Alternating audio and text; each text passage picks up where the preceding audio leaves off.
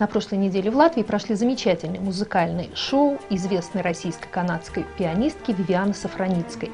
Она поочередно исполняла произведения великих композиторов прошлого на копиях фортепиано того времени. Возможность побывать на первом из серии этих концертов нам подарит ведущая рубрики «Культурный базар» Инна Давыдова. Она же организатор этих гастролей.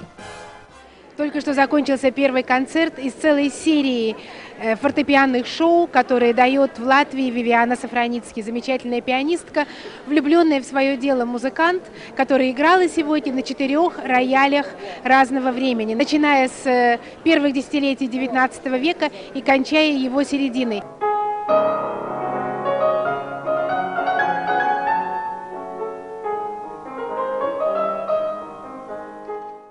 Ажиотаж после концерта, масса людей, очень респектабельная публика, которая обычно ведет себя сдержанно, ринулась к этим инструментам, чтобы посмотреть, как они выглядят, как они звучат и как они устроены.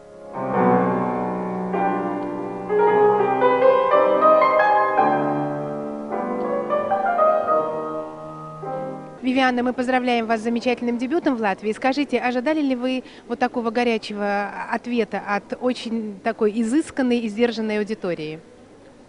Во-первых, я не заметила, что сдержанная аудитория, изысканная, да.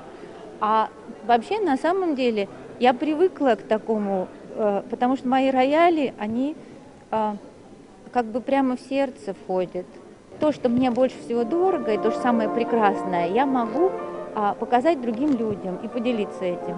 Когда же вас ангел-то своим крылом осенил впервые? Когда вам пришла в голову эта идея, или когда вы поняли, что вы на самом деле заворожены вот звучанием этих разных роялей, исторических инструментов? Конечно, я была научна в Московской консерватории, это очень хорошая фортепианная школа современного рояля, но мое сердце как бы лежало к старой музыке, и я уехала в Америку, чтобы изучать клавесин. Ну а там это длинная история, потому что это большой путь был.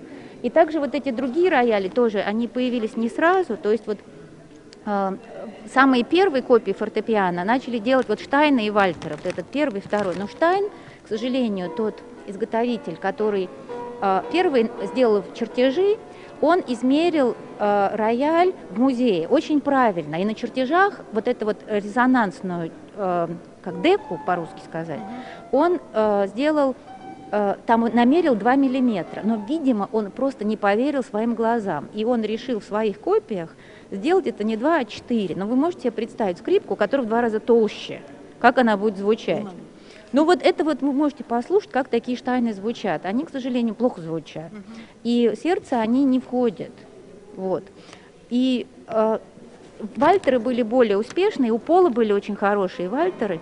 И, значит, потом постепенно получилось так, что он сделал потом граф, и для меня это было открытие. Когда он зазвучал, пожалуйста, тогда для меня открылся Шуберт. Ну вы счастливый человек, вы нашли соответствие своему идеальному представлению о том, как должна звучать та или иная музыка, и воплощению в конкретных инструментах. Но у вас коллекция, вам повезло, вы можете разнообразить свою палитру.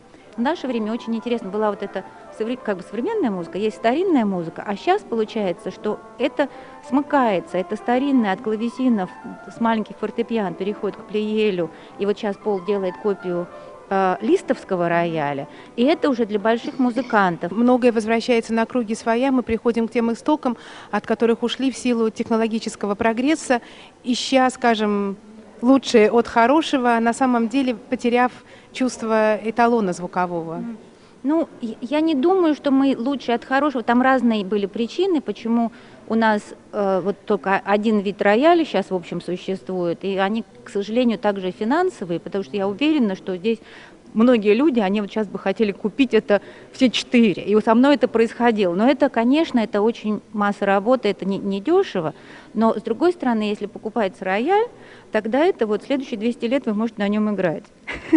Мы будем надеяться, что через 200 лет людям по-прежнему будет нужна фортепианная музыка в разных вариациях, от Баха до Шопена на разных инструментах.